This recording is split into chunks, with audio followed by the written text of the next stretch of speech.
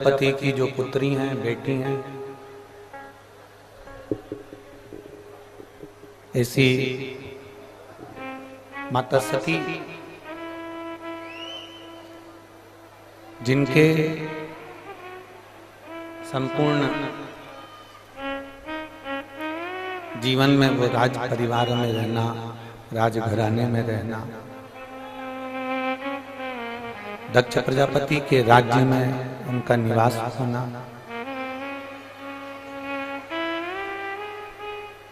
और राजघराने में रहकर वो रही जरूर हैं राज परिवार में, राजघराने में, राज परिवार में, राजघराने में उनका रहना और परिवार में रही, राज परिवार में उनका रहना हुआ, पर किसी सतगुरु की शरणागति उनको प्राप्त नहीं।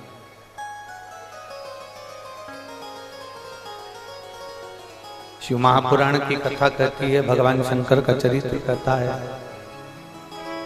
भगवान देवादिदेव महादेव का चरित्र वर्णन करता है, भगवान शिव का चरित्र वर्णन करता है कि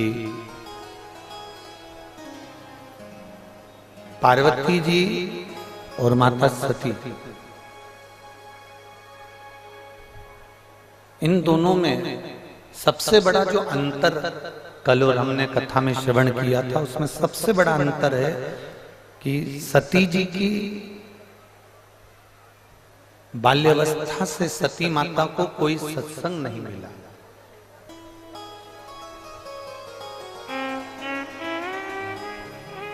सती जी को कोई सत्संग प्राप्त, यहाँ के सब बंद हैं, बाहर के चाहिए।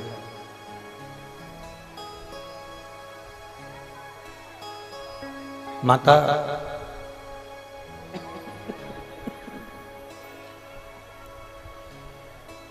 मां सती जी के, माता सती जी के कोई सद्गुरु उनको बाल्यावस्था से नहीं मिले। माता सती जी को कोई बाल्यावस्था से कोई गुरु का सानिध्य नहीं मिला, कोई गुरु का सानिध्य माता सती जी को प्राप्त नहीं हुआ। केवल सानिध्य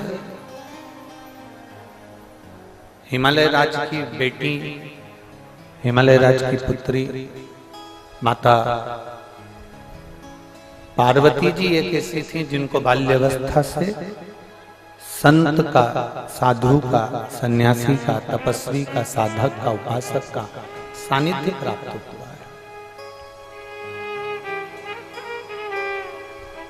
उनको सत्संग मिला है और कल कथा में हमने वर्णन किया था, आप लोग सब श्रवण कर रहे थे कि सत्संग मिलना,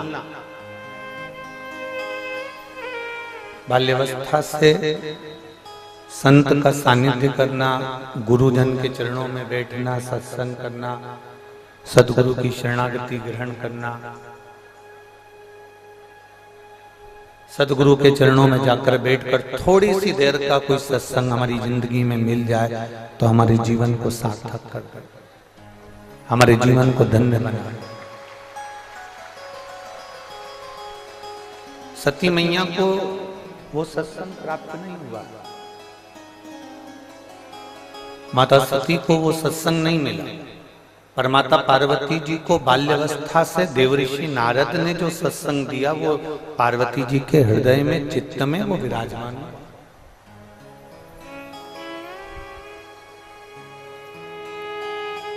हम एक बार कथा में पहले कहे हैं कि बच्चों को कार मत दिलाओ, कार दिलाओगे तो बच्चा बेचकर खा जाएगा, पर यदि बच्चों को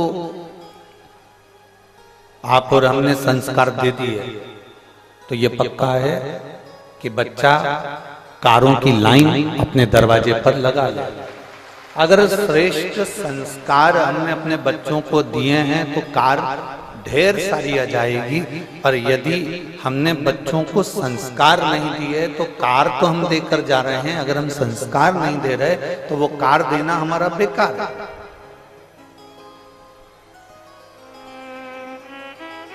उसका कोई महत्व ही नहीं है, उसका कोई महत्व नहीं है, फिर उसका कोई मूल महत्व ही नहीं है हमारे जीवन में। खूब दो, अपने बेटे को हम मना नहीं करेंगे, बेटा आपका है, आप जिंदा हो तो भी दोगे और मर जाओगे तो भी दोगे। बोलो सही है ना?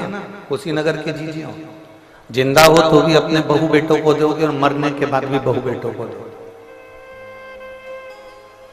कितना भी बहू से झगड़ा हो जाए पर जायदाद का हिस्सा तो उसके हक में है।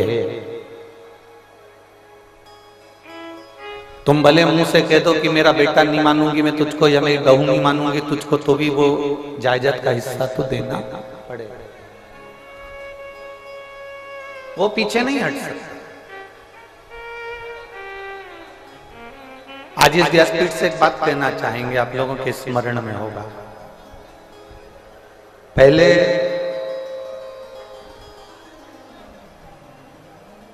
मुंह दिखाई होती थी शादी के बाद, अब इधर उत्तर प्रदेश में होती कि नहीं होती वो हमको नहीं। अब मुंह दिखाई होती थी तो उसमें कोई सोने की रकम देता है, कोई पायल देता है, कोई बिछुड़ी देता है, कोई चेन दे देता है, कोई अंगूठी दे देता है, कोई कोई सामान दे देता है,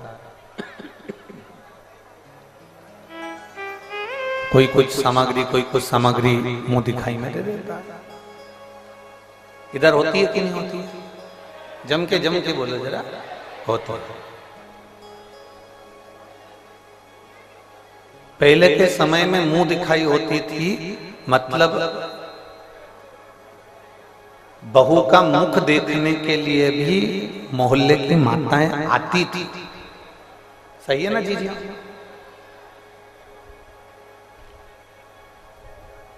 आज के जमाने में तो बहू बिना घूंघट के आती है तो मुंह दिखाई देने की जरूरत ही नहीं पड़ती।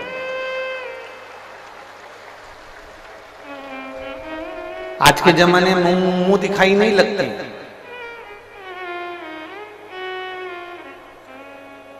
आज के जमाने में मुंह छुड़ाई लगती है।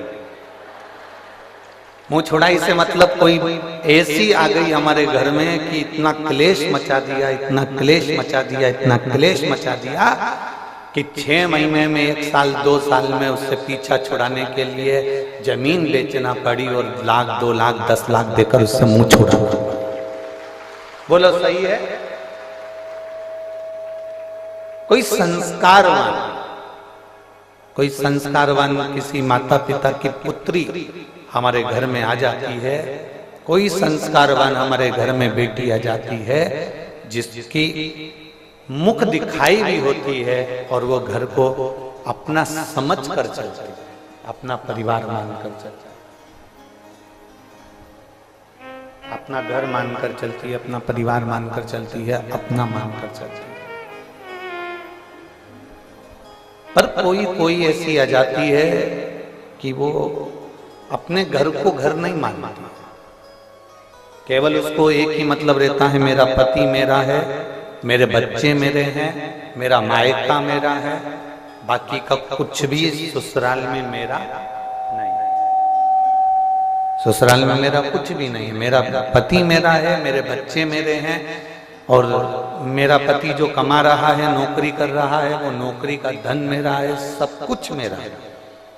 मायके वाले मेरे हैं, मेरे पिताजी मेरे हैं, मेरी माँ मेरी है, मेरी बहन मेरी है, मेरा भाई मेरा है, मेरी भाभी मेरी है, पर पति का जो पक्ष है, ससुराल का जो पक्ष है, वो मेरा नहीं। किसी किसी को ऐसा महसूस होता, किसी पर आप लोगों से एक बात कहना चाहेंगे, पार्वती मैया जब विवाह कर कर वापिस आई हैं, विवाह कर कर जब पार्वती मैया कैलाश धाम पर पहुंची हैं, भगवान शंकर के साथ में कैलाश के धाम पर माता पार्वती जी जब पहुंची हैं, कैलाश धाम पर जब माता पार्वती जी पहुंची,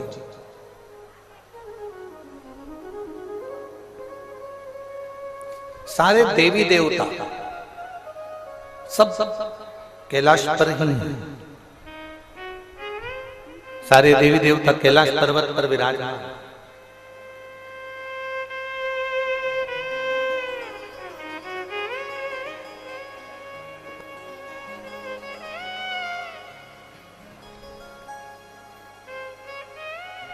सारे देवताओं ने मिलकर देवाधिदेव महादेव से कहा, अब हम जा रहे हैं, आपका विवाह हो गया, आपका पाणी ग्रहण संस्कार हो गया, अब हम जा रहे हैं। शिव जी ने कहा कि तुमने मेरे ससुराल गए थे, हिमालय राज के घर पे गए थे, तुम वहां भरपेट भोजन किया कि नहीं किया? सब ने कहा हमने भरपेट भोजन किया। मेरे ससुराल गए थे तो वहां पर तुम्हारी आव भगत हुई कि नहीं हुई? खूब हुई। मेरे ससुराल गए थे तो वहां तुम्हारा सत्कार हुआ कि नहीं हुआ? बहुत हुआ।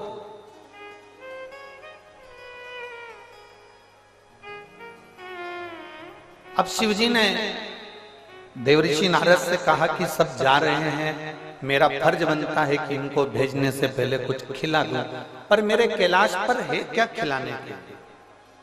मेरे कैलाश पर कुछ भी नहीं है खिलाने के। आज भी कैलाश पर्वत की अगर आप यात्रा करने जाएंगे तो नीचे सब कुछ मिल सकता है, पर कैलाश पर कुछ भी नहीं मिलता। मेरे कैलाश पर है क्या मैं जो इनको दूं? तब पार्वती जी बोली, स्वामी आप चिंता मत करो। मैं जब मेरे मायके से चली थी ना, तो मेरी माँ ने एक बांस की टोकनी में पीले कपड़े से बांधकर आटा की पुड़ी रख कर दी है।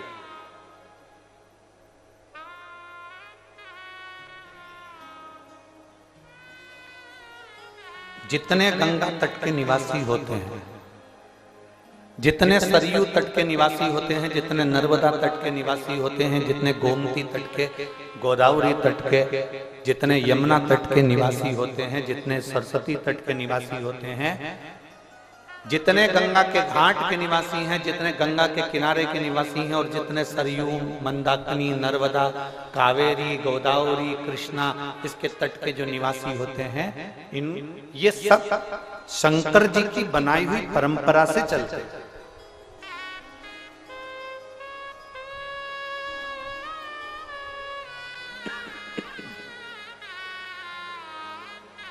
ये शिव जी की बनाई हुई परंपरा से चलते हैं। जो शंकर जी का नियम था, हिमालय राज पार्वती जी की जब विदाई करे तब माता मैनावती ने उनको एक बांस की डलिया के अंदर पूड़ी रखकर, और अब उस समय पर देवता कितने बड़े होते थे, बहुत बड़े बड़े, जिनको देवता कहते हैं, देव कहते हैं, तो इतनी इतनी सी पूड़ी नहीं बनाई थी। जो आटे की पूड़ी बनाई गई थी, जो मैदा की पूड़ी बनाई गई थी, वो इतनी बड़ी बड़ी बनाई गई थी।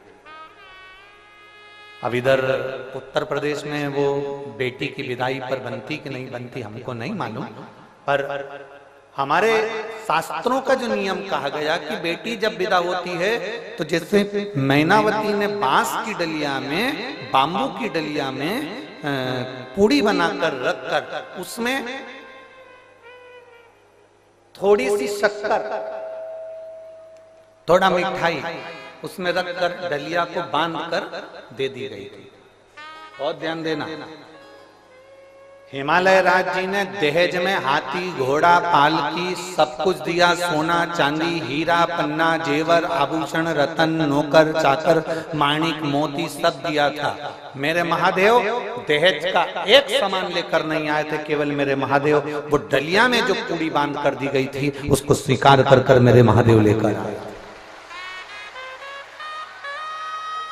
आज के जमाने में लोग फ्रिज के चक्कर में, गाड़ी के चक्कर में, बंगले के चक्कर में, जमीन के चक्कर में, अलमारी, सोफा सेट, पलंग के चक्कर में, ड्रेसिंग टेबल के चक्कर में और डिनर टेबल के चक्कर में जो डलिया होती है पूड़ी की, जो मैदे की पूड़ी बनाई जाती है, जो बांस की डलिया में रखकर बनाकर जो दी जाती है, दुनिया का सामान लोग लेकर आना पसंद करते हैं पर वो डलिया को वहीं छोड़ आते हैं। शिव महापुराण की कथा कहती है महादेव सब कुछ छोड़ आए पर वो मैदे की जो पुड़ी थी, आटे की जो पुड़ी थी, उसकी जो डलिया थी उसको लेकर आए। उस पुड़ी को जब सारे देवताओं को दिया गया तो देवताओं ने उस पुड़ी को जब खाया तो वो एकदम फीकी थी, उसमें ना नमक था ना शक्कर थी।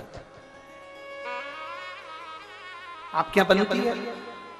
जम के बोलो जरा, किस किस क्या बनती है? जरा हाथ उठाओ तो बेटी विदा होती है तो देते हैं। सब क्या बनती है? रखो रखो। उसमें ना शक्कर है ना नमक है, फीकी पूड़ी, फीकी। अब जो देवताओं को दिया गया, अब देवताओं को दिया गया तो देवताओं ने जो कई लोग हमारे सनातन धर्म पर उंगली उठाते हैं। दुनिया के कई लोग हमारे हिंदू धर्म पर उंगली उठाते हैं, तुम्हारे सनातन धर्म में ये नए नए नियम है, पूड़ी दे दी, फीकी दे दी, नमक डाला नहीं, शक्कर डाली नहीं, डलिया में बांध कर दे दी, पीले कपड़े के कंकु के छापे लगा कर दे दी। बताओ, ऐसा पीला कपड़ा कर दे दिया, ऐसा दे दिया। ये दुनिया के लोग सनातन धर्म पर उंगली उठाते हैं और उंगली उठाने वाला कोई दूसरा नहीं होता, सब अपने ही होते जो अपने ही अपने धर्म पर उंगली उठा देते।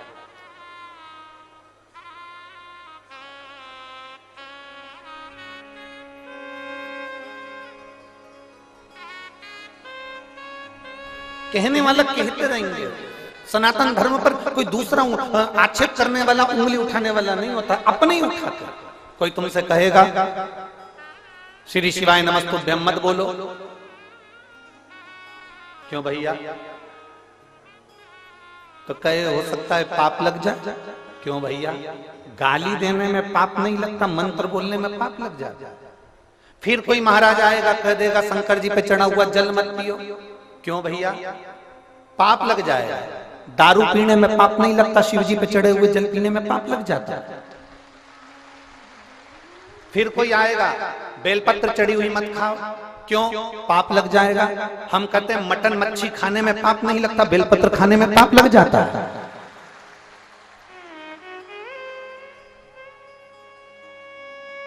कोई दूसरा आक्षेप करने वाला नहीं मिलेगा, दूसरे नहीं मिलेंगे, अपने ही मिलेंगे जो अपने ही धर्म को नीचे दिखाने का प्रयास करेंगे। अपने ही मिलेंगे जो अपने धर्म को नीचे की ओर ले जाने का प्रयास करेंगे, कोई दूसरा नहीं। हमारे यहाँ मैदे की पूड़ी बनकर आई है और जो शिव ने बना दिया नियम वो आज तक चले आ रहा है, आज तक। और ये मैदे की पूड़ी का या आटे की पूड़ी का ये डलिया देने का ये नियम आज का नहीं है, ये हमारे यहाँ पुराने समय का, बहुत पुराने समय का।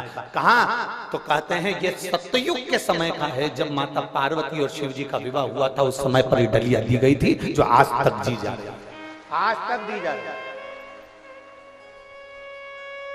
अब वो पूड़ी कैसी है? जम के बोलो जरा। ठीक ठीक। देवताओं ने जो पूड़ी खाई तो सबने तुरंत खबर करी भगवान भोलेनाथ जी के पास में, ये पूड़ी तो फीकी है, फीकी।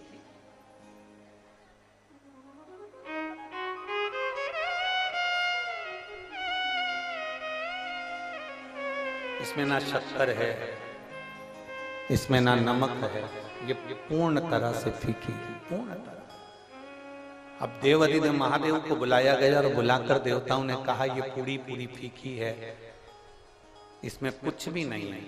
शंकर भगवान ने उसी समय पर संपूर्ण पृथ्वीवासियों को एक उपदेश दे दिया।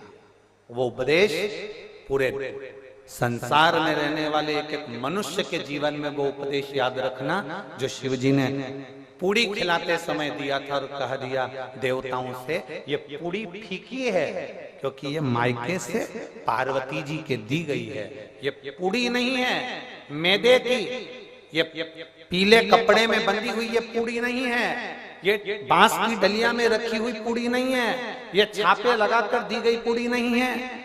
शिव जी कहते हैं ये पूड़ी के रूप में एक माँ बाप अपनी बेटी को हमको देते हैं और ये बता देते हैं कि मेरी बेटी फीकी है, इसमें नमक है कि शक्कर है, अच्छा बनाना और बुरा बनाना ये आपके हाथ में है।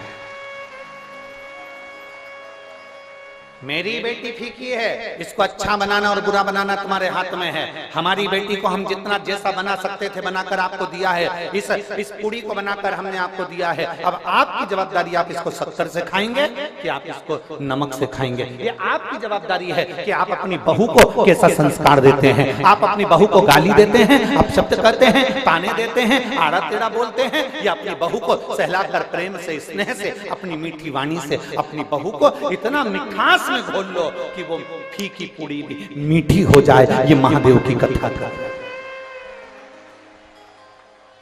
ये हमारे संस्कार है कि हम क्या दे रहे हैं।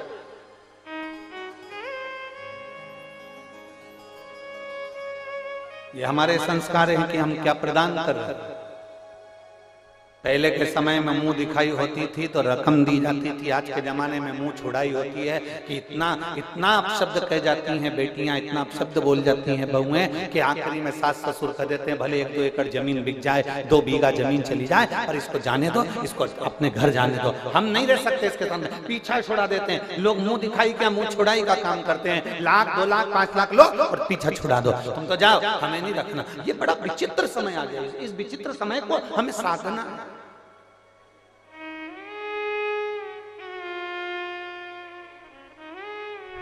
इस विचित्र समय को हमें साथ कर चलना।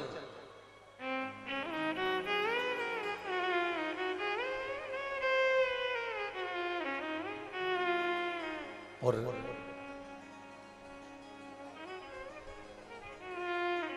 जिसने विचित्र समय को साध लिया, जिसने इस समय को साध लिया, वो संपूर्ण जीवन को साध लेता है। संपूर्ण जीवन।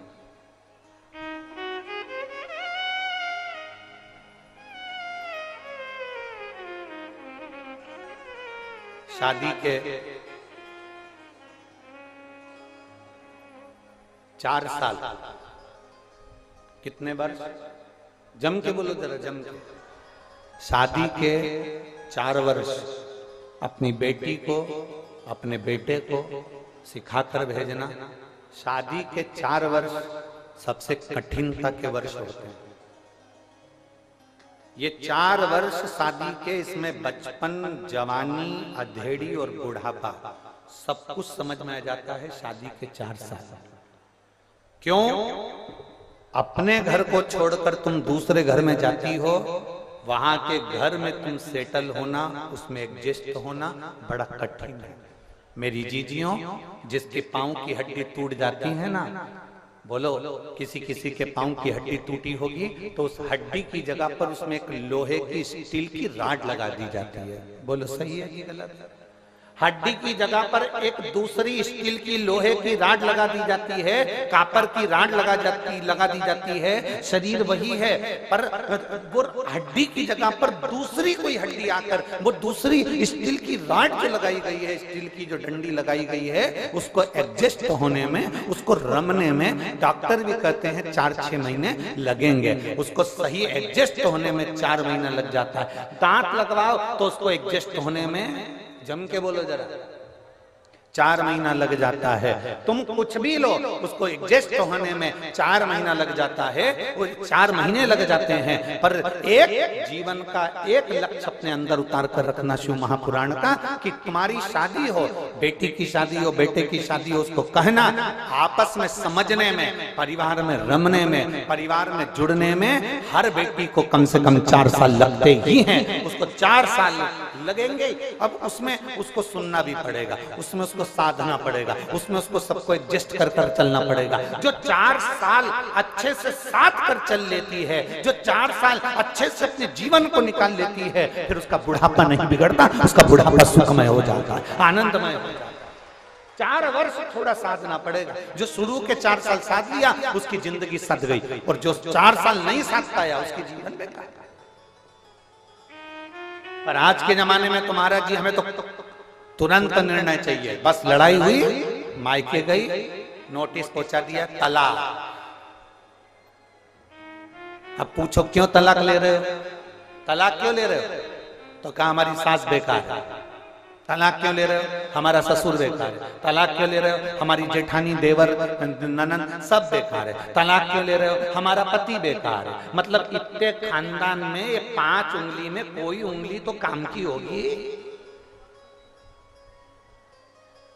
5 सदस्य घर में रह रहे हैं, उसमें से कोई तो अच्छा होगा। नहीं, मेरा पति बेकार, सास बेकार, ससुर बेकार, देवर बेकार, जेठ बेकार, और मेरी जेठानी बेकार, मेरी ननन बेकार, सब बेकार दिख रहे हैं, तो समझ लेना तुम्हारा चश्मा गड़बड़ है।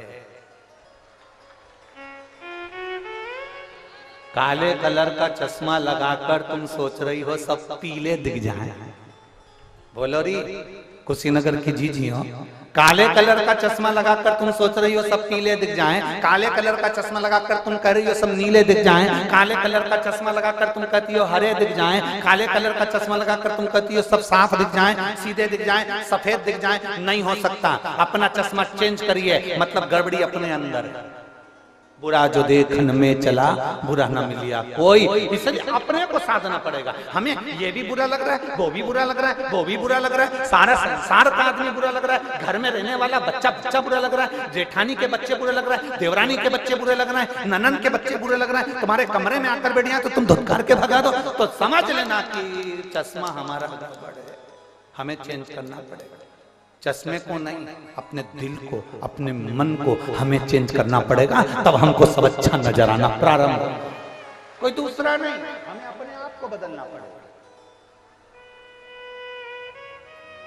और मत बुरे कर्म कर बंदे वरना पछताएगा, भगवान की आंखों से तू बच नहीं पाएगा, तू बच नहीं पाएगा। अरे ओ अज्ञानी मत कर नादानी, अरे ओ अज्ञानी मत कर नादानी। तेरे कर्म का फल भी तू ही पाएगा, जैसा किया तूने तेरे आगे आएगा। मत बुरे कर्म कर बंदे वरना पछताएगा, भगवान की आंखों से तू बच नहीं पाएगा, तू बच नहीं पाएगा। अगर सास को सब बुरे लग रहे हैं तो आंख का चश्मा गड़बड़ है, बेटे को सब बुरे लग रहे हैं तो चश्मा गड़बड़ है, ससुर को सब बुरे लग रहे हैं तो चश्मा गड़बड़ है, और आपको सब बुरे लग रहे हैं तो चश्मा गड़बड़ है। चश्मे से मतलब है कि हमारा मन कुछ गड़बड़ है, हमारा दिल कुछ गड़बड़ है।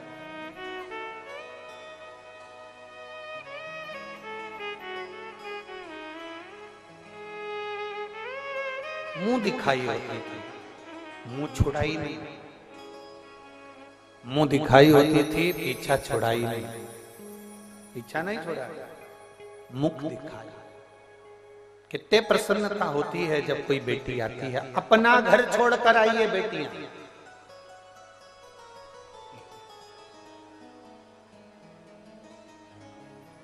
घर में रहने वाली सासों को एक बात समझ लेना चाहिए जरा अच्छे से। तुम भी आई थी तो तुमको भी एडजस्ट होने में समय लगा था, ये सासों को समझना चाहिए। और तुम्हारा समय दूसरा था और ये समय दूसरा है। आज के समय की पढ़ी लिखी लड़कियां अगर तुम्हारे घर में आ रही हैं तो थोड़ा सा तुमको संभल कर चलना पड़ेगा, हर चीज में टोकना बंद करना पड़ेगा, तब जाकर हमारा घर और परिवार ठीक तरह से चल पाएगा और उसको हम साथ। गया जमाना, वो जमाना गया जिस समय पर बहुएं डरती थीं। आज का जमाना बड़ा विचित्र है। कोई सास के पास में आकर कह देना, पहले डराते थे बच्चों को तो कहते थे बहू आया। आज के जमाने में सास को डराना हो तो कहते बहू आई, डर जाओ। कुत्ते में डर जाता है, कुत्ते।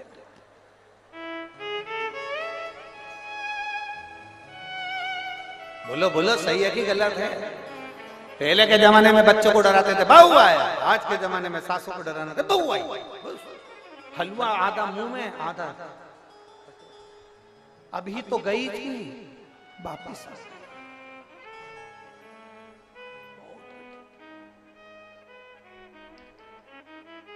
अब मेरा निवेदन मेरी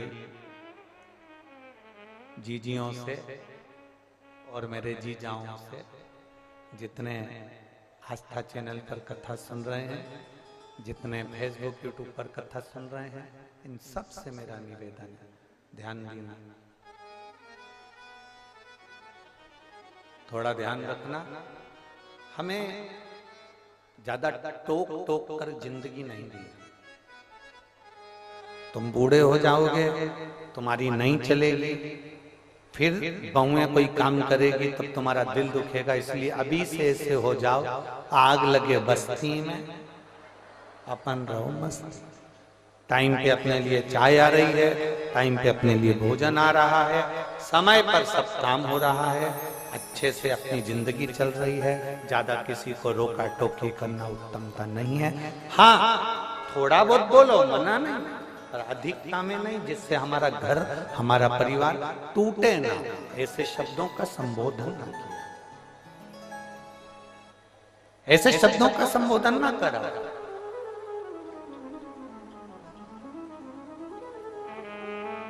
पहले कितने अच्छे अच्छे गाने चलते थे, फिल्मों में भी आते थे, 100 साल जिए हमारी, जम के तो बोलो जरा, 100 साल जिए हमारी सासू जी।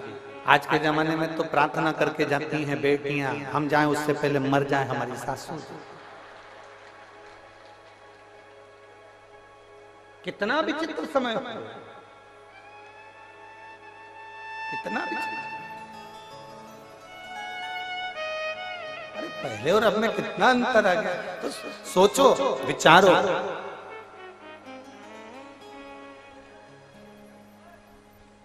एक पत्र लिखा है किसी बच्चे ने,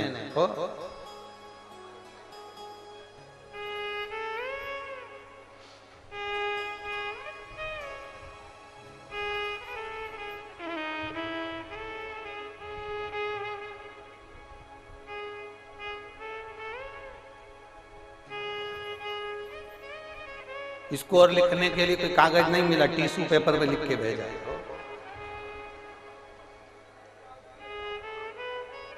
प्रणाम गुरुजी, मेरा नाम सूरज गौर, मैं लखीमपुर का रहने वाला हूं। मेरा एक प्रश्न है आपसे।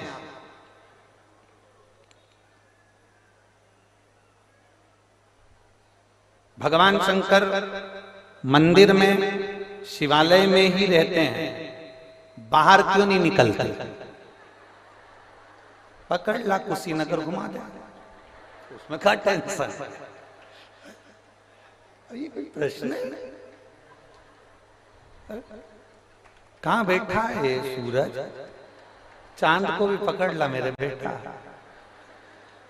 प्रणाम गुरुजी, मेरा नाम सूरज गौर, मैं लखीमपुर का रहने वाला हूँ। मेरा प्रश्न है कि भगवान शंकर मंदिर में, शिवालय में ही रहते हैं, बाहर क्यों नहीं आते? प्रणाम गुरुजी। अब ऐसा भयंकर प्रश्न करके प्रणाम करे तो क्या करे?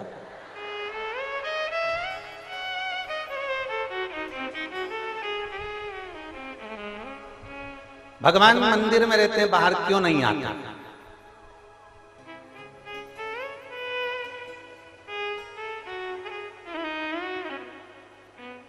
जब तक भगवान मंदिर के अंदर हैं, तुम बाहर हो, अपने आप को भाग्यशाली समझना सूरज गौर, अपने आप को भाग्यशाली समझना कि भगवान मंदिर में है और तुम बाहर हो।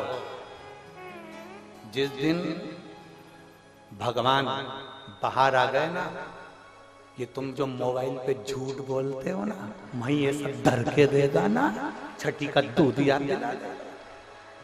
जरा सा किसी के साथ बेईमानी करोगे ना, वहीं चट्ट से देगा ना, 2 मिनट बेईमानी नहीं कर पाओगे। जरा सा कहीं गलत खा पी लिया, वहीं दोचा ना, कुछ गलत नहीं कर पाओगे। इसलिए उनको मंदिर में रहने दे, बाहर मत आने दे, नहीं तो तुनी पड़ जाएगा। बोलो री जीजिए, सही बात है कि गलत है? वो मंदिर के अंदर है इसलिए तुम बाहर झूठ बोल लेते हो, वो मंदिर के अंदर है इसलिए तुम बाहर पाप कर लेते हो, वो मंदिर के अंदर है इसलिए तुम बाहर छल कर लेते हो, वो मंदिर के अंदर है इसलिए तुम बाहर कपट कर लेते हो, वो मंदिर के अंदर है इसलिए तुम बाहर बेईमानी कर लेते हो, वो मंदिर के अंदर है इसलिए तुम चोरी भी कर लेते हो। अगर वो मंदिर से बाहर निकल गया तो तुम्हारी जिंदगी सही नहीं, वो दोच कैसे। जैसे बच्चा जब तक अकेला पढ़ता है एकदम फुल एंजॉय के साथ पढ़ता है, पढ़ गया, सो गया, खाता पीता पढ़ रहा है, और मम्मी के सामने पढ़ के बता, मम्मी 2 रख के बोल ए फोर एप्पल, मैं भी तकलीफ बोला, फिर मारा। बच्चा स्वतंत्र है, तब तक वो अच्छे से घूम रहा है, पढ़ रहा है, खा रहा है, पी रहा है, पढ़ते पढ़ते सब एंजॉय कर रहा है। पर मम्मी के सामने, पापा के सामने बैठ गया पढ़ने के लिए, फिर मम्मी पापा के सामने कोई हरकत करेगा क्या? जम के बोलो रही, कुशीनगर की दीजिए, करेगा? मम्मी पापा के सामने बच्चा कोई हरकत नहीं कर सकता, अकेला रहेगा तो हरकत कर सकता है। उसी तरह शंकर हमारे माँ बाप हैं, अगर वो बाहर आ गए तो हम कोई हरकत नहीं कर सकते।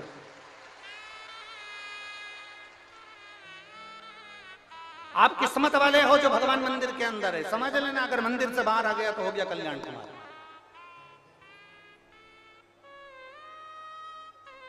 अब तुम रोज मंदिर जाया करो, लोटा भर जल चढ़ा के, सूरज चांद, सूरज गौर लखीमपुर, तुम रोज भगवान को मंदिर में जल चढ़ाने जाया करो तो धन्यवाद देकर आना। धन्यवाद, तुम यहीं रहना,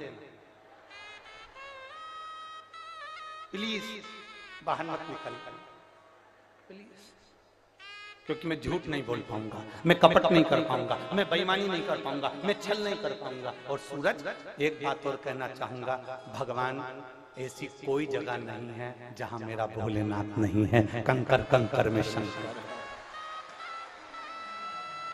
कंकर कंकर में शंकर है, वो सब दूर है, सब।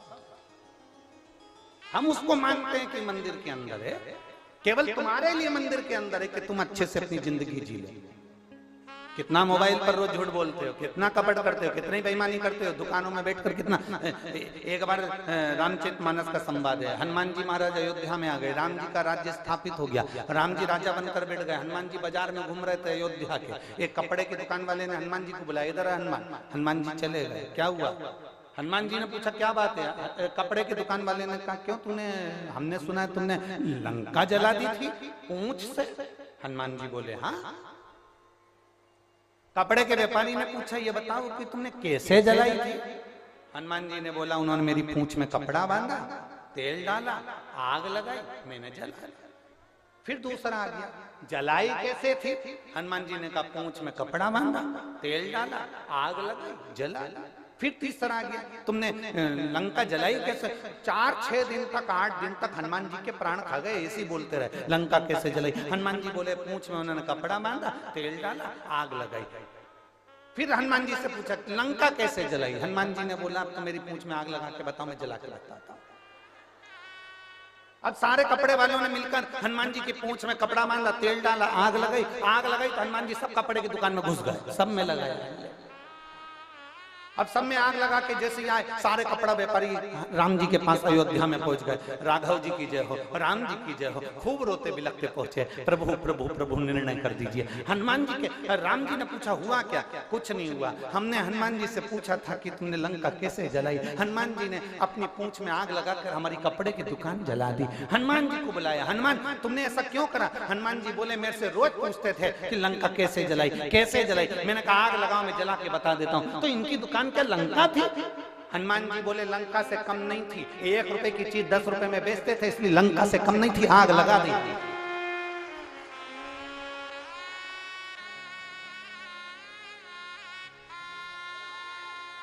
एक लिमिट का लेंगे ना तो हम लंका नहीं समझेंगे, पर लिमिट से ज्यादा लोगे ना तो हम लंका समझ जाएंगे। आग लगाने में पीछे नहीं हटेंगे। अरे भाई भगवान मंदिर के अंदर है तो तुम आजाद हो, आजाद। तुम्हारी गाड़ी पे जब तुम्हारी पत्नी बैठी रहती है तुम्हारी मम्मी बैठी रहती है, तुम्हारी मोटरसाइकिल पे तुम्हारे पापा बैठे रहते हैं, तब लड़का इतनी सज्जनता से गाड़ी चलाता है, कंगी पाटी पाड़ के धीरे धीरे धीरे धीरे चलाता। जब मम्मी पापा घर के अंदर, फिर लड़का जो गाड़ी चलाता है वो तो पूरा कुशीनगर देखता है,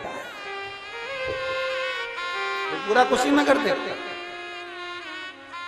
जब लड़का अकेला होता है गाड़ी चलाता है तो पूरा कुशीनगर देखता है, पूरा नगर देखता है। पर मम्मी पापा गाड़ी के ऊपर हैं, लड़का धीरे गाड़ी चलाएगा, स्लो गाड़ी चलाएगा, पापा चिल्ला देंगे, पीछे से थपड़ा देंगे, पीछे से एक थपड़ा हो गया,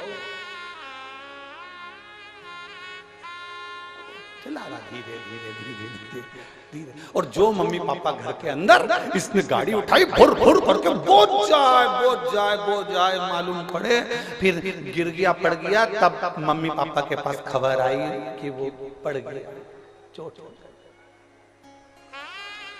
मम्मी बोली मेरा लड़का तो बहुत धीमी गाड़ी चलाता था।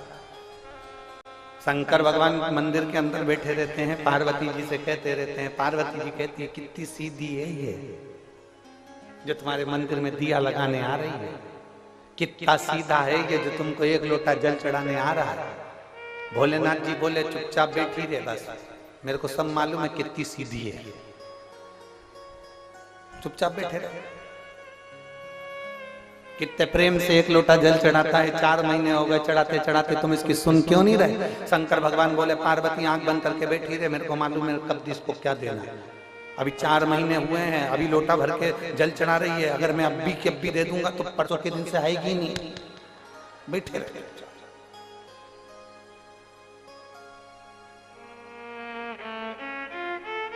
आप आए नहीं और सुबह हो गई, मेरी पूजा की थाली धरी थी, धरी रह गई। क्यों नहीं आते, किससे लिए नहीं आते?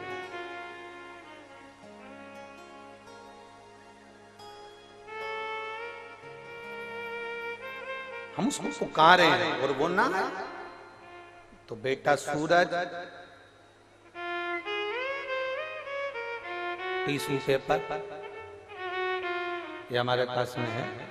धन्यवाद, बहुत अच्छा प्रश्न आपने किया। और सारे कुशीनगर वालों के लिए ये प्रश्न नहीं, पूरे भारत और विश्व वालों के लिए प्रश्न का उत्तर है कि परमात्मा मंदिर के अंदर रहता है तो हम हमारे कर्म करते रहते हैं, वो तो हर जगह पर है, और हमारे कर्मों को नजरअंदाज करता रहता है।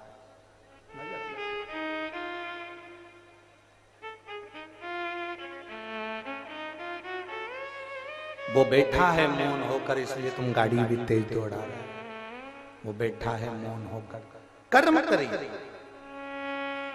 जब हम उसके आश्रित होकर कोई कर्म करेंगे तो हमारे जीवन की एक आनंदता अपने आप बढ़ती है। एक पत्र और है, देखिए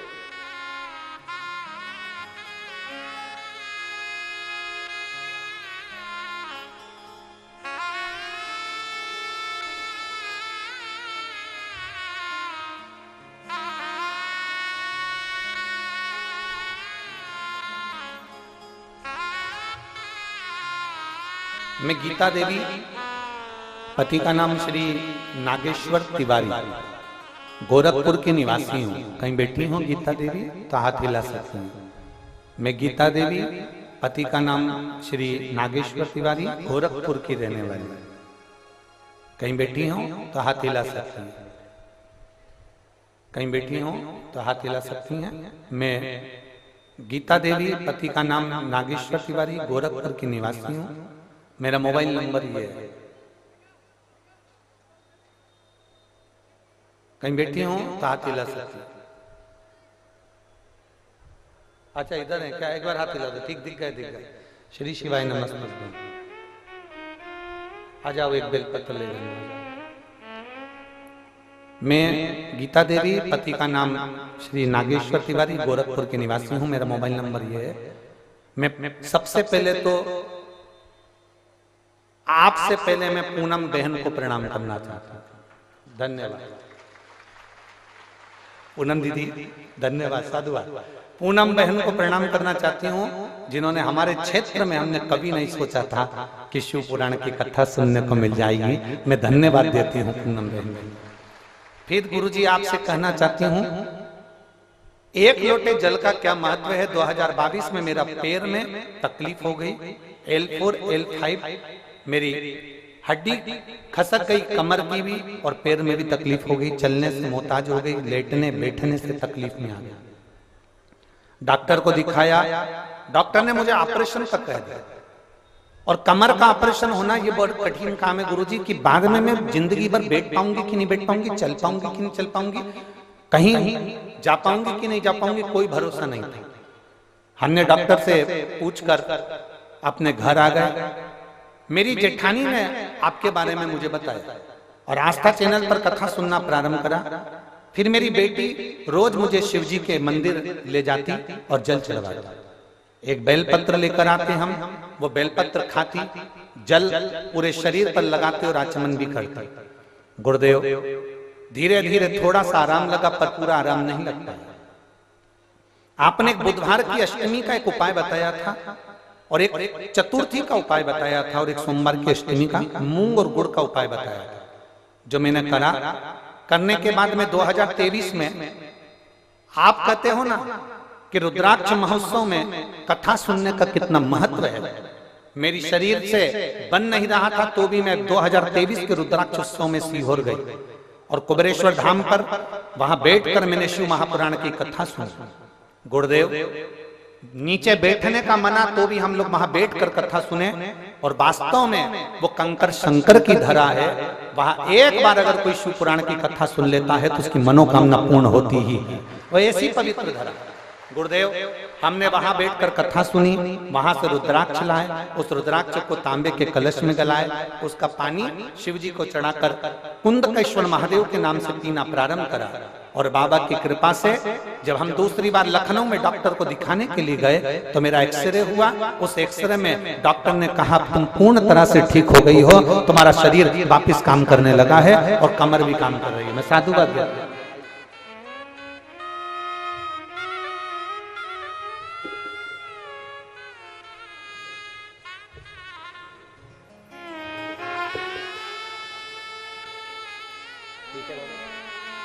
खुश होइए, आंसू पोछो, आंसू पोछो।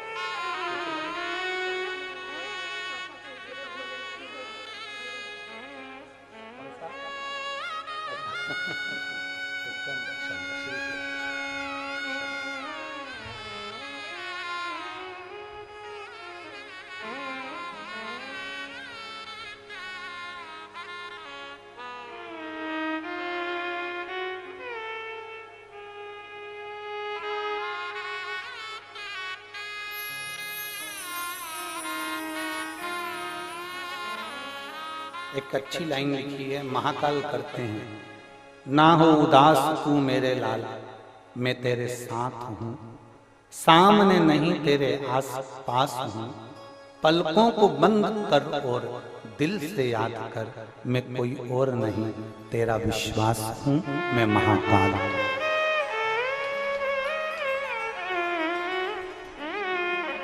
शिव तत्व संभव होगा।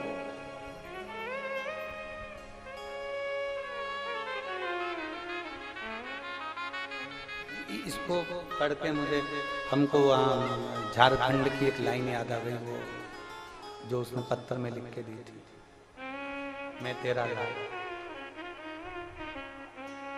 तू मेरा बाबा, मैं तेरा।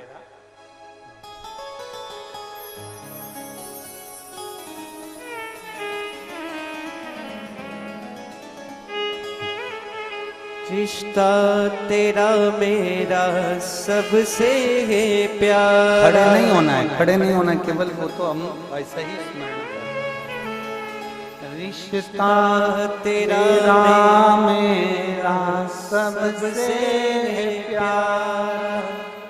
आप भी बोलिए, रिश्ता तेरा मेरा सबसे प्यारा, तू मैं हूँ तेरा लाला, मैं हूँ तेरा लाला, तू मेरा बाबा, मैं हूँ तेरा लाला, मैं हूँ तेरा लाला। पत्र बड़ा विचित्र है। पत्र अच्छा है, उसको समझने वाला है।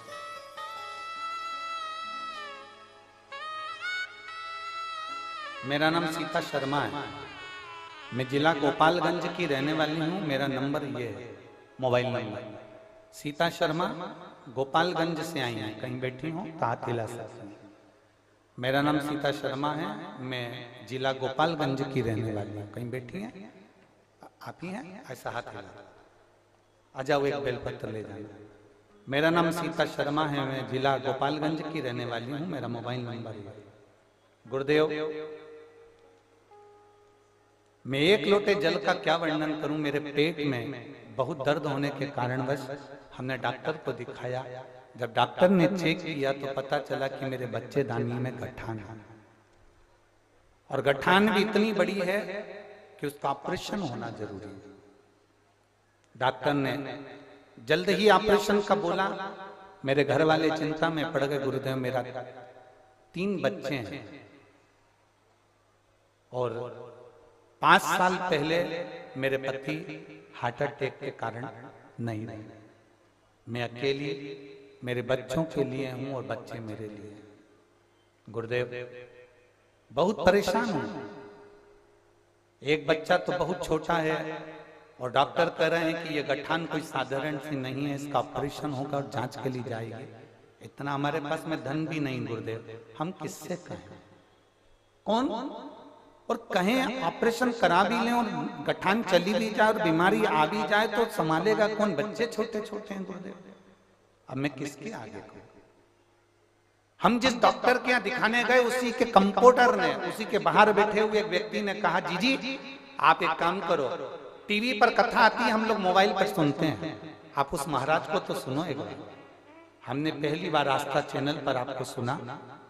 गुरुदेव, आपके कहने से जल चढ़ाना प्रारंभ करा, बाबा से विनती करना प्रारंभ करी। जल चढ़ाते, बेलपत्र खाते। हम 1 महीने तक हॉस्पिटल नहीं गए, केवल रोते रहे, अपने बच्चों को देखते रहे और ऑपरेशन की तैयारी के लिए पैसा जुटाते रहे। जब हमने जल पीना प्रारंभ करा, बेलपत्र खाना प्रारंभ करा और बाबा से विनती करी, 1 महीने बाद जब हम ऑपरेशन के लिए डॉक्टर को दिखाने के लिए वापस पहुंचे और हमारी जांच वापस चालू हुई, गुरुदेव, हमारे आंख के आंसू ना रुके। डॉक्टर ने कहा, तुम्हारे पेट में कोई गठान नहीं है। गठान कहाँ चली गई मालूम ही नहीं पड़ा। मैं बाबा को नमन करने के लिए आया। रिश्ता तेरा मेरा सबसे प्यारा, रिश्ता तेरा मेरा सबसे है प्यारा। तू मेरा बाबा, मैं हूँ तेरा लाला, मैं हूँ तेरा लाला। तू मेरा बाबा, मैं हूँ तेरा लाला, मैं हूँ तेरा लाला। ज्यादा परेशान अब तो ठीक है ना बेटा, रो मत, अच्छे खुश खुश जाओ, अच्छे बिल्कुल खुश हुआ करो। ठीक है, जो होना है भाग्य का, वो तो बाबा ने लिखा हुआ। ठीक है, अब तो ठीक हो गई ना। बच्चों को देखो, अरे तू मेरा बाबा, मैं हूँ तेरा लाला, मैं हूँ तेरा लाला। इस पत्र में इस बहन ने एक लाइन लिखी, गुरुजी, मेरे पति तो चले गए 5 साल पहले, मेरे छोटे छोटे बच्चों को कौन रखता, कौन संभालता। पर शिव पर छोड़, शंकर पर सब छोड़।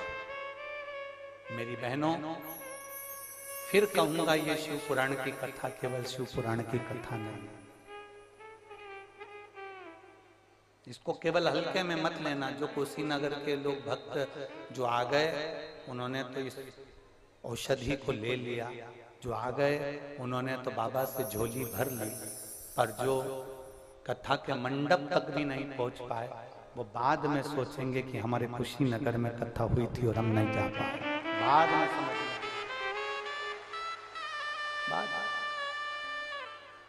रिश्ता तेरा मेरा सबसे प्यारा, रिश्ता तेरा मेरा सबसे है प्यारा, तू मेरा बाबा मैं हूँ तेरा लाला, मैं हूँ तेरा लाला, तू मेरा बाबा, मैं हूँ तेरा लाला, मैं हूँ तेरा लाला। जो कोई ना करे वो महादेव करे।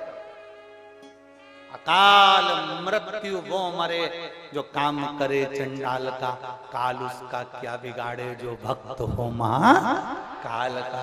जो शिव की आराधना में डूबा हुआ होगा उसको क्या चिंता।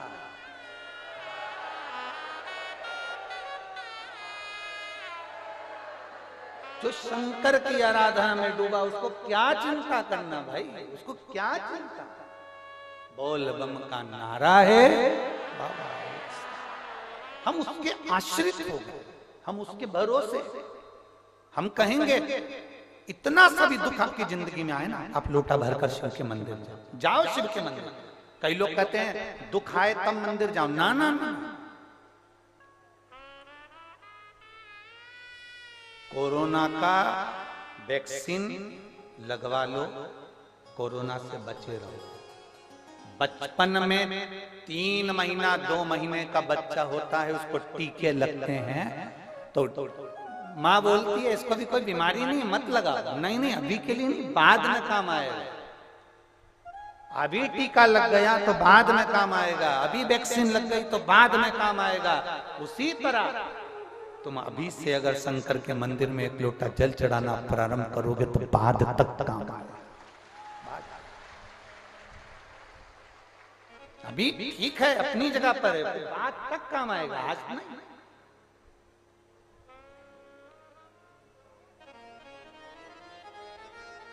अभी का तो चल गया, जो है शरीर चल रहा है, काम हो रहा है, अपनी जगह पर है, पर बाद तक वो दे सारी समस्या का हल आप चढ़ाएंगे, वो बाद तक काम आएगा, आज नहीं। आप आचमन कर रहे हैं, बाद तक काम आएगा, आज नहीं। आप बेलपत्र ले रहे हैं, बात तक।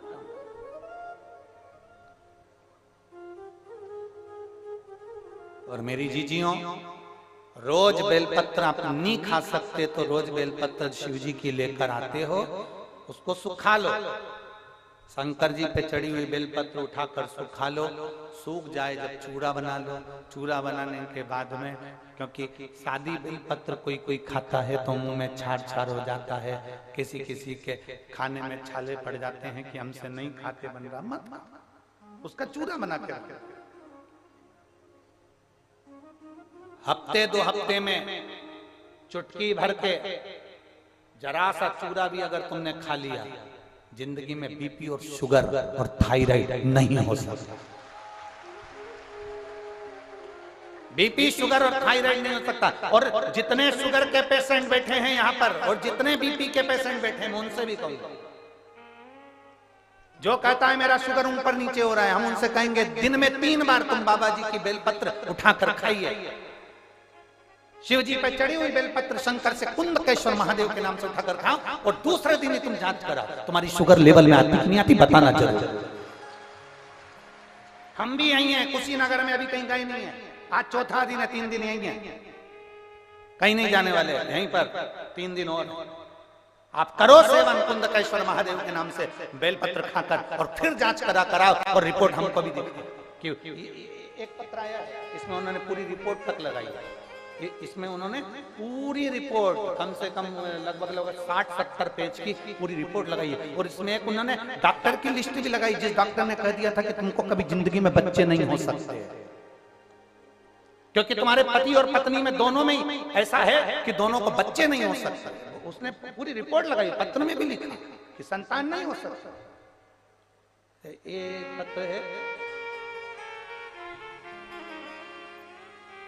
मेरा नाम कविता देवी, पति का नाम श्री विजय सिंह, ग्राम प्राणथपरा, पानपराय प्राणथपराय, देख लेना।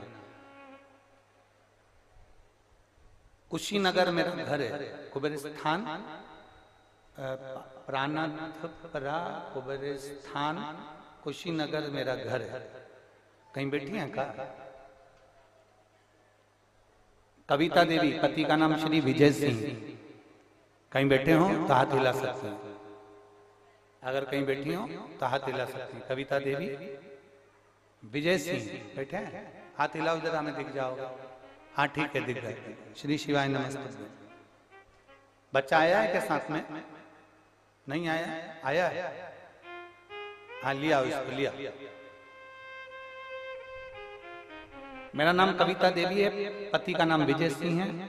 एक लोटे जल का वर्णन करना चाहती हूँ और पूरी रिपोर्ट मैंने डॉक्टर की लगाई है, जिसमें डॉक्टर ने साफ मना कर दिया था कि संतान नहीं हो सकता। गुरुदेव, हमने 1 साल 2 साल 3 साल ऐसे इंतजार करते कई साल निकाल दिए। 5-6 साल से हमने टेस्ट बेबी भी करवाया पर संतान का सुख नहीं आया। डॉक्टर के हिसाब से हम दोनों के ब्लड का ग्रुप एक होने के कारणवश या कोई समस्या डॉक्टर ने बताई, जिसके कारणवश हमें दोनों को संतान का सुख नहीं हो सकता। तब किसी ने फेसबुक पर आपकी क्लिप भेजी शिव पुराण की, और उस क्लिप को हमने सुना और दीपावली के दिन ही हमने पहली बार नियम बना लिया कि हमको 10 साल हो गए हैं, औलाद नहीं हुई है, तो हम आज से नियम बनाते हैं कि शिव जी के मंदिर में जल चढ़ाएंगे और उसको पिएंगे। हमने शंकर जी के मंदिर में जल चढ़ाकर पीना प्रारंभ करा। पति पत्नी ने सफेद आंकड़े की जड़ का प्रयोग किया, सफेद आंकड़े की जड़ का प्रयोग करा और बाबा की पशुपतिनाथ का व्रत किया।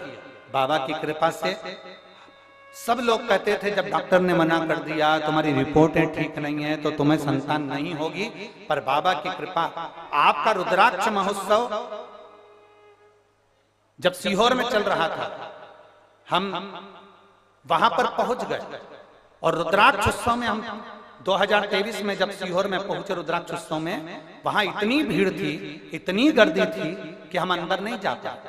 पर आपकी भूमि तक हम पहुंचकर हमने वहां बैठकर आपकी शिव महापुराण की कथा सुनी। गुरुदेव, कुबेरेश्वर धाम की जमीन पर बैठकर कथा सुनना कोई साधारण बात नहीं है। जो मांगते हैं वो बाबा देता है। हम 2 दिन वहां रुके, हमने वहां कथा श्रवण करी और वहां से आने के बाद हम बाबा से जब विनती कर कर आए और आने के बाद बाबा की कृपा से मेरा गर्भ ठहर गया, गर्भ ठहरा और बाबा की कृपा से आज मेरे को जो डॉक्टरों ने मना करा था वो भी आश्चर्य में पड़ गए। मेरे यहाँ पर 10 साल के बाद संतान का सुख हुआ है। मैं बाबा को प्रणाम करने के लिए ये सारी रिपोर्टें में लगा सारी। ये शिव तत्व ओघड़ी, शंभु, त्रिकालदर्शी, कैलाशी, अविनाशी शिव है, वो साधारण नहीं है। और तेरी कृपा बिना ना हिले एक भी अणु, लेते हैं श्वास तेरी कृपा से तनु तनु। हे गंगाधार मुक्ति द्वार ओमकार तू, भोले ओमकार तू, आयो शरण तिहारी शंभु तार तार। क्या देगा, कैसे देगा, कब देगा, उसके ऊपर निर्भर करता। हम यहां तक कहते हैं, आप अपने घर से आते हो ना, 2 बोतल पानी लेकर आया करो। 1 बोतल पानी दूसरे के लिए, 1 बोतल अपने लिए। आप घर से आते हो, 2 रोटी ज्यादा बनाओ, 2 पराठे ज्यादा बनाओ, पराठे में थोड़ा सा अचार रखकर अपने पास में जो शुभ बाहर से कथा सुनने के लिए उसी नगर आए, उसके पास में बैठकर उसको 2 रोटी का पुंगा बनाकर वो पराठे रखकर दे दो। हम बाजार से नहीं ले सकते, हमारे घर से तो 2 ज्यादा ला सकते हैं, दो। और किसी को यहाँ शिव महापुराण में किसी को पानी पिलाना, मुख झूठा कराना, बैठकर शिव पुराण की कथा सुनना, उसका फल क्या होता है, एक इतनी बड़ी डायरी लेकर उसमें लिख के रखना कि मैंने किसी को 5 तारीख को, 10 तारीख को, 15 तारीख को, या मैंने 16 तारीख को, 17 तारीख को किसी को 2 पराठे खिलाए। उसका 3 महीने इंतजार करना कि मेरा बाबा तुझे किस जगह पर, किस घड़ी पर क्या प्रदान करता, क्या देगा वो उसको निर्भर करता है। तुमने किसी का मुंह झूठा कराया, किसी को पानी पिलाया, ये शिव भक्त बार बार कुशीनगर में नहीं आ सकते। कुशीनगर में ये शिव भक्त इकट्ठे नहीं हो सकते। ये तो बाबा की कृपा से एकत्रित हुए, मौका मिला हमें सेवा।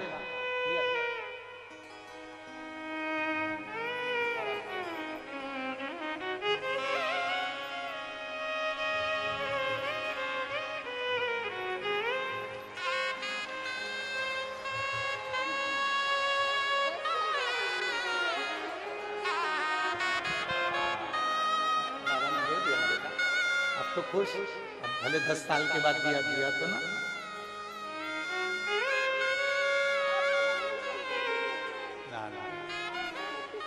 बाबा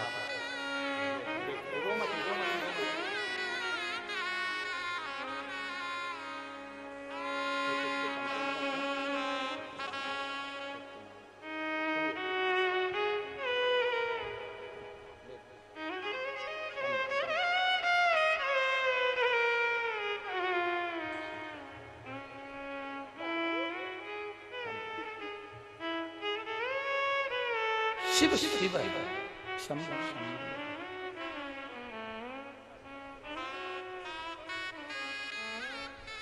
और खाली ना जाता कोई दर से तुम्हारे, खाली न जाता कोई दर से तुम्हारे, मैं भी खड़ी हूँ नंदी बाहे पसारे, अपने गले से लगा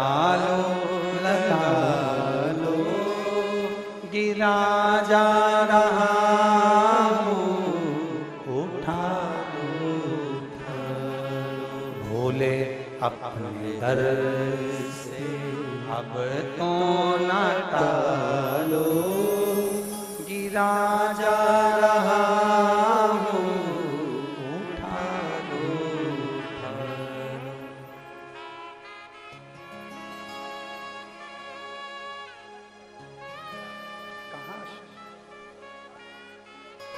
एक विश्वास जागृत, पार्वती जी पहुंची हैं कैलाश पर, सारे देवता पूरी खाकर जा रहे हैं क्योंकि शिव ने समझा दिया बेटी जब हमारे घर आती है तो वो केवल उसमें मिठास डालना वो हमारे ऊपर निर्भर करता, श्रेष्ठ बनाना हमारे ऊपर।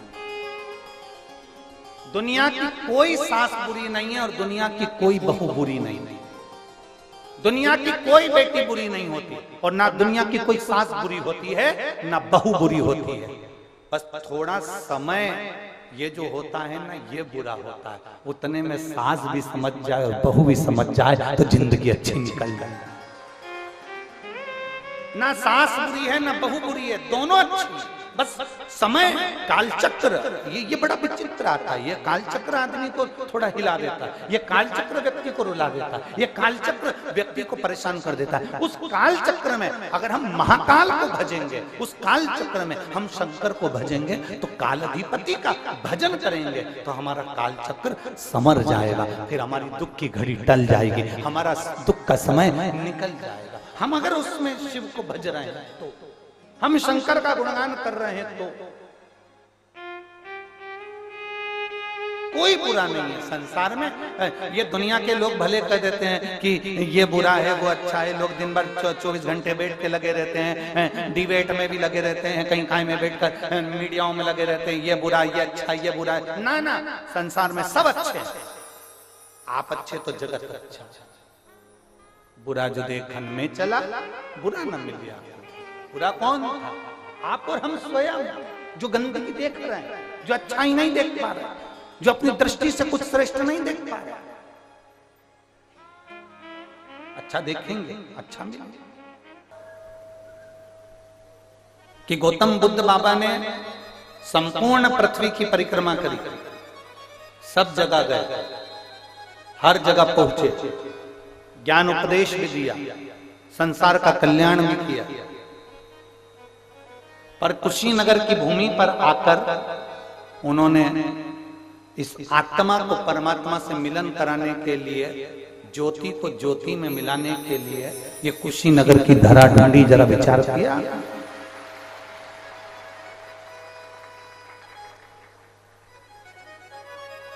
मतलब कुछ तो इस भूमि पर होगा ऐसा, कुछ तो वो कहते हैं ना कि वो चुंबक जो होती है ना, वो लोहे को खींच लेते हैं। जो पवित्र भूमि होती है, जो श्रेष्ठ भूमि होती है, वो संतों को, साधुओं को, गुरुजन को खींच लेते। और देखो कुशीनगर की भूमि ने राजूदास महाराज जी को भी अयोध्या से खींच के यहाँ बुला लिया, तो मतलब कुछ तो है ना भूमि का,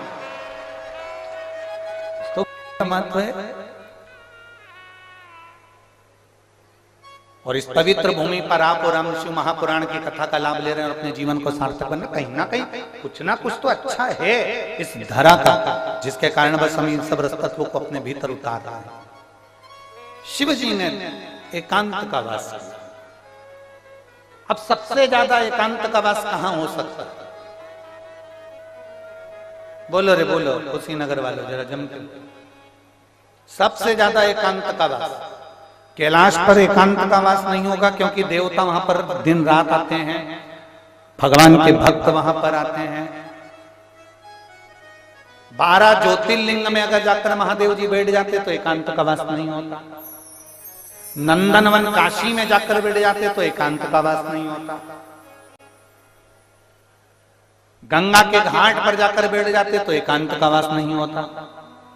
सबसे ज्यादा एकांत का वास जहां पर संपूर्ण वैराग्य की उत्पत्ति हो जाए, शिव जी ऐसी भूमि पर शमशान में जाकर बैठ गए। शिव शमशान में जाकर बैठे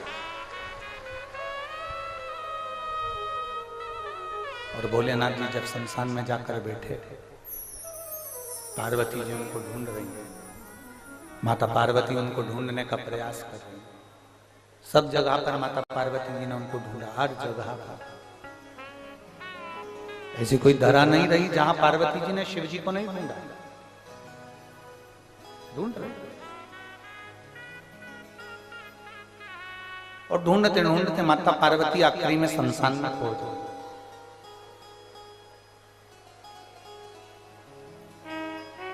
और शमशान में बैठी पार्वती जी शिव जी का पूजन कर रहे हैं। समझने वाला विषय है, शमशान में जाने के बाद तंबाकू खाने का विषय नहीं है ये। दुनिया के कई लोग मुर्दा जलाने के लिए जाते हैं, शमशान जाते हैं, अंतिम संस्कार करने जाते हैं। घर के लोग अंतिम संस्कार करते रहते हैं, बाकी के सब तंबाकू मल मल के फटके लगा के खाते रहते हैं। कुछ लोग कुर्सी पर टेबल पर बैठ जाते हैं शमशान के अंदर, और जमीन पर उन्होंने आसन लगाया और ठाह के लगाने बैठ जाते हैं ना।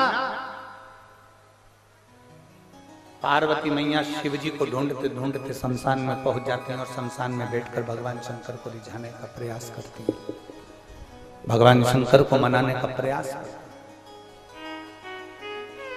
जब हम शिव को ढूंढेंगे तो शिव मिलेगा ही निश्चित है। हम ढूंढने का प्रयास ही नहीं करेंगे तो महादेव कैसे मिलेगा?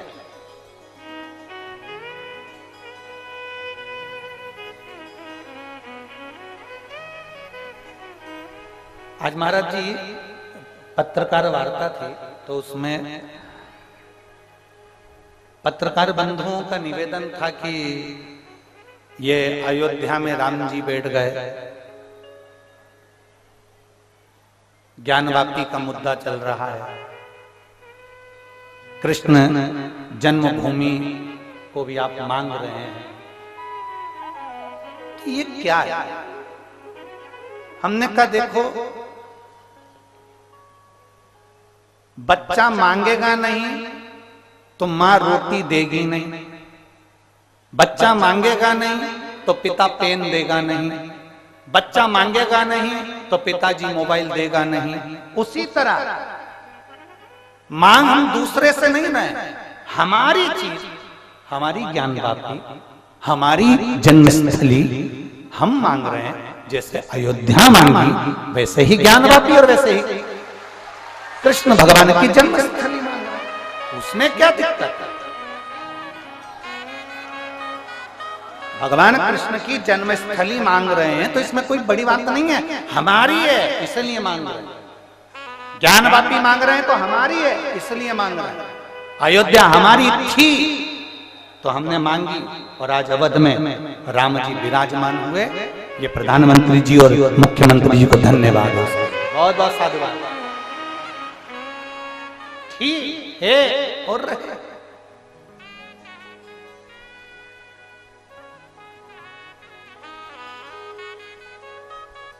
अपना मांगने में कोई कोई विषय नहीं। पार्वती जी शमशान में बैठकर भगवान शंकर की आराधना कर रही हैं, मतलब पार्वती जी किसी दूसरे से नहीं मांग रही है, भगवान शिव से मांग रही है। अपनों से अपना ही मांगा जाता है।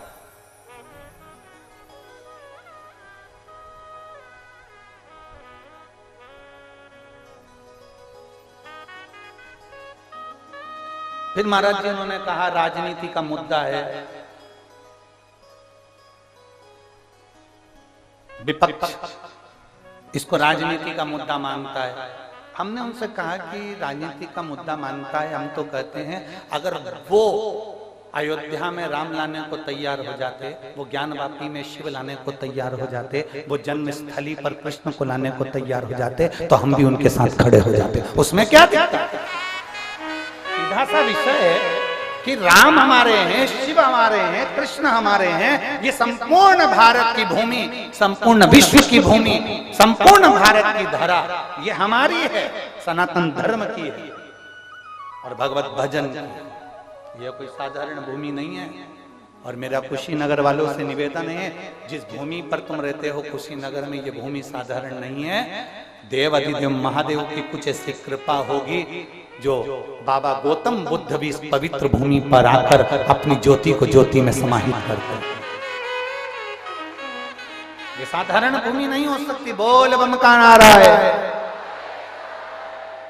ये साधारणता नहीं है भूमि की माता, हम उसको पहचान नहीं पाते। लोग कहते हैं शमशान, शमशान को जो समझ गया वो समझ गया।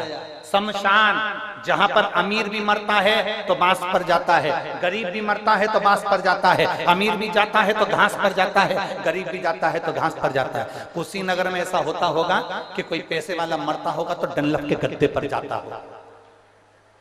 हमारे यहाँ नहीं जाते। पैसे वाला करोड़पति भी मरेगा तो बांस के ऊपर जाएगा, बांबू पर जाएगा। गरीब भी मरेगा तो बांबू पर, बांस पर जाएगा। अमीर भी मरेगा तो घास के गद्दे पर जाएगा, गरीब भी मरेगा तो घास के गद्दे पर जाएगा। अमीर भी मरेगा तो सफेद कपड़े में जाएगा और गरीब भी मरेगा तो सफेद कपड़े में जाएगा। जहां सबकी शान सम है उसी का नाम सम शान है। सबकी शान बराबर रखता है वो देव अधिदेव महादेव का धाम है। जहां शंकर का स्थान है वहां सब सम है।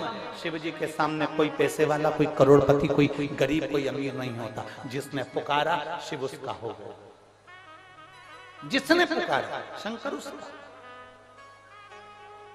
एक पत्र है, देख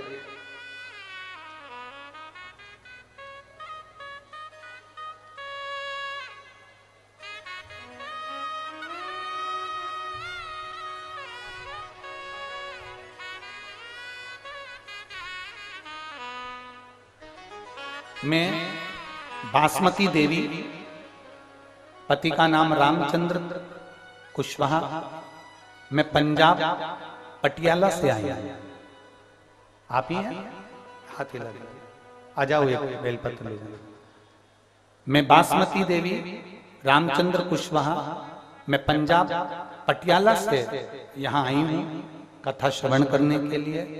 मैंने बाबा से निवेदन करा था कि मेरे पति ठीक होंगे तो मैं तुरंत, जिस दिन मेरी रिपोर्ट सही आ जाएगी, मैं उसी दिन कथा सुनने के लिए चली जाऊंगा। गुरुदेव, हमारे पति की दोनों किडनी सिकुड़ गई थी, किडनी ने काम करना बंद कर दिया था और ब्लड कैंसर भी हो गया था। पति आए हैं क्या साथ में बाबू?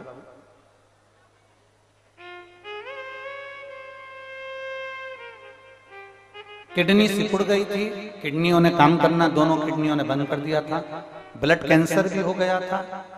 कोई भी डॉक्टर, कोई भी जितनी जगह दिखाया तो उन्होंने एक ही बात कही थी, ये कुछ ही महीने के मेहमान, क्योंकि इनकी किडनी ने भी काम करना बंद कर दिया और ब्लड कैंसर भी हो गया। अब ये बचना मुश्किल है और कुछ ही महीने के मेहमान। हम उनको इलाज कराने के लिए पीजीआई चंडीगढ़ के हॉस्पिटल लेकर गए और पीजीआई में ले जाकर उनको भर्ती कराया, दिखाया तो वहां के डॉक्टर ने भी कह दिया कि अब इनके पास में समय नहीं है और इनका ब्लड कैंसर भी फैल चुका है और इनकी किडनियों ने काम करना बंद कर दिया। ऑपरेशन कराते हो तो भी हल्का है और ना कराओगे तो भी जल्दी। तब एक डॉक्टर ने कहा इनका ऑपरेशन करा लो, हो सकता है थोड़ा बहुत अंतर आ जाए पर पूरा नहीं आ सकता। हम उनको अपने घर लेकर आ गए और आपकी कथा हम उनको सुनाने लगे और हम भी सुनने लगे। शिव जी से प्रार्थना करते, एक लोटा जल शिव जी को चढ़ाते, वो लेकर आते, उनको पिलाते। एक बेलपत्री हम शंकर पर चढ़ाकर कुंदकेश्वर महादेव का नाम लेकर आते और उनको खिला देते। मैं बाबा को धन्यवाद देने के लिए आई हूं कि हमने जब वापिस उसी चंडीगढ़ के हॉस्पिटल में जांच कराई तो डॉक्टर भी आश्चर्य में पड़ गया कि इनके किडनी ने काम करना प्रारंभ कर दिया और इनका कैंसर भी समाप्ति पर हो गया। आज मेरे पति की जो रिपोर्ट आई है वो पूर्ण तरह से एकदम ठीक आई है और नील आई है। इसलिए मैं बाबा को यहाँ प्रणाम करने के लिए चंडीगढ़ से, यहाँ पटियाला से, पंजाब से मैं कुशीनगर तक आ गई गुरुदेव। मैं बाबा को यहाँ प्रणाम करने के लिए आई। ये शिव तत्व है। शंभु प्रकाशदर्शी कैलाश। आपका विश्वास, आपका भरोसा, आपकी दृढ़ता शिव के करीब लेते हैं।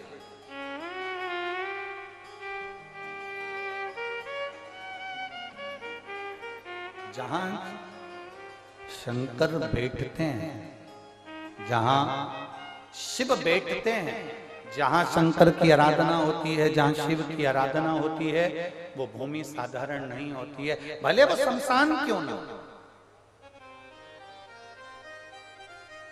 भले वो शमशान क्यों।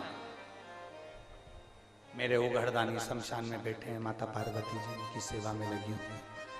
पार्वती जी उनकी पूजन कर रही हैं, पार्वती जी उनकी आराधना कर रही हैं, पार्वती जी उन पे जल चढ़ा रही हैं, उनको बेलपत्र चढ़ा रही हैं, समर्पित कर रही हैं, उनकी आराधना में डूबी। शिव जी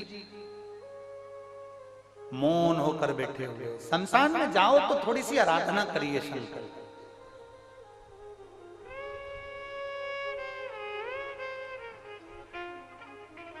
शमशान में जाकर ठिठोली नहीं करना, शमशान में जाकर हमें हंसना नहीं है, शमशान में जाकर हमें कोई किसी के ऊपर ठाका नहीं लगाना।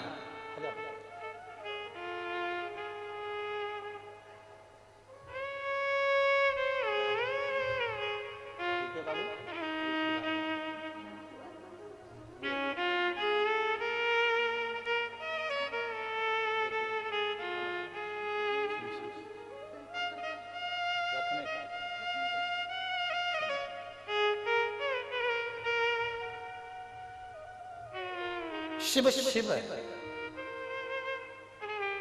पंजाब से आई हैं बहन श्रीमती बासमती देवी जी, रामचंद्र जी कुशबा, पंजाब पटियाला से आई हैं। इन्होंने बाबा को जल चढ़ाकर विनती करी थी कि मेरे पति की किडनी और कैंसर अगर समाप्त हो गया तो मैं जाऊंगी। और पीजी आई चंडीगढ़ में जब रिपोर्ट पूरी नील आई तब ये यहाँ पहुंची हैं और बाबा को प्रणाम करा। एक बार भाव से दोनों हाथों से साथ बोल बम का नारा है। शिव तत्व को हमें पहचान, ओघड़दानी को हमें जाना। पार्वती जी पहुंच गई। पार्वती जी ने पहुंचकर बाबा से प्रार्थना करी। शिव जी थोड़ी देर बैठे थे और बैठने के बाद में सामने से एक अर्थी आ रही थी और लोग राम नाम बोलो बोलो जम के बोलो जरा, राम नाम सत्य है बोल रहे। शंकर भगवान ने उस अर्थी को देखा और शिव जी उसको देखकर मुस्कुरा दिया। भगवान थोड़ी सी देर हंसे, ठाका लगा। अब गुरुजी आप कह रहे हो कि शमशान में हंसना नहीं चाहिए और महादेव मुस्कुरा रहे, महादेव हंस रहे।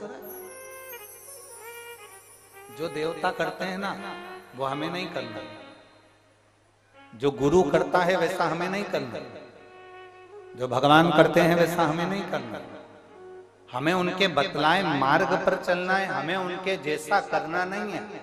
महादेव के हंसने का कारण क्या था? माता पार्वती जी ने पूछा। सामने से अर्थी आ रही है, लोग राम नाम सत्य चिल्ला रहे हैं और आप ठाका लगा दिया प्रभु। आपके हंसने का कारण क्या है? शिव जी कहते हैं पार्वती मेरे हंसने का केवल एक ही कारण है, जो ये सामने से मुर्दा आ रहा है, जो ये अर्थी आ रही है, इस पे एक सेठ लेटा हुआ है, इस पे एक सेठ लेटा हुआ है। ये वो सेठ है जिसने अपनी दुकान में मेरा फोटो लगा कर रखा है। अच्छा, वाह, आपका फोटो? हाँ, ये वो सेठ है जो रोज दुकान खोलता है तब 2 अगरबत्ती मेरे फोटो को लगाता है। बहुत बढ़िया, फिर तो ये आपका भक्त है पार्वती जी। फिर आप हंस क्यों रहे हो? शिव जी कहते हैं ये वो सेठ है जिसने मेरा फोटो अपनी दुकान में लगा रखा है। दुकान खोलता है जब 2 अगरबत्ती लगाता है, और दिन भर में ग्राहक के सामने 50 बार मेरी झूठी सौगंध खा जाता है।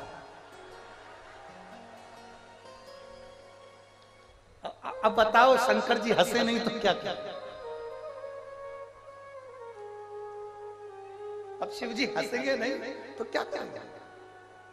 50 बार ग्राहक के सामने मेरी झूठी कसम खा जाता है। प्रभु कुछ भी हो, अगरबत्ती तो लगाता है। शिव जी ने कहा उसी अगरबत्ती का तो पुण्य देने के लिए गया था। मैंने सोचा ये रोज अगरबत्ती लगाता है, भले कैसा भी है, कसम दिन भर खाता है, पाप भी बहुत करता है, झूठ भी बहुत करता है, कसम पर कसम खाता है, छल भी करता है, लोगों का धन भी खा जाता है, बहुत बेकार काम करता है। पर मैंने सोचा 2 अगरबत्ती लगाता है तो अपन 2 कदम चलकर इसके घर पर इसको ज्ञान देकर आते हैं। मैंने एक महात्मा का रूप धारण करा। शिव जी कहते हैं मैंने एक महात्मा का रूप धारण करा, और महात्मा का रूप धारण कर कर मैं इसके घर पर पहुंच, और मैं इसके घर पर जाकर मैंने आवाज लगाई, सेठ जी सेठ जी सेठ जी। निकल कर बाहर आया। मैंने कहा मेरे को 2 रात्रि यहाँ पर विश्राम करना है। इसने मुझे 2 रात्रि का विश्राम दिया। मैंने 2 रात्रि इसके यहाँ विश्राम करा। 2 अगरबत्ती का पुण्य मुझे देना था, इसलिए मैंने इसको पुण्य दिया। मैंने इसको समझाने बैठ गया, सुनो सेठ जी, थोड़े दिन के बाद तुम मरने वाले, थोड़ा अच्छा काम कर लो। सेठ जी ने मुझे 4 गाली बक दी।